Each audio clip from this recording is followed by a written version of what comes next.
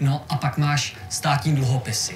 Ty jsou konzervativnější a výnos z nich přijde za několik měsíců nebo roku. Pak taky můžeš investovat do akcí. Tím dostaneš podíl ze zisku, teda pokud ti ho firma vyplatí. Ale to je dost rizikový, protože ta firma může ztratit na hodnotě. A pak můžeš taky investovat do nemovitostí. Buď to přímo, že si ji koupíš, anebo přes podílové fondy.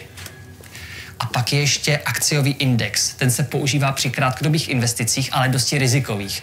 A to taky kryptoměnová burza. Tam zas... Vášeku, co si dneska tak potichu? Já jsem nezapla. Říkal jsi něco? Že ti to jde, babi. No to bych řekla.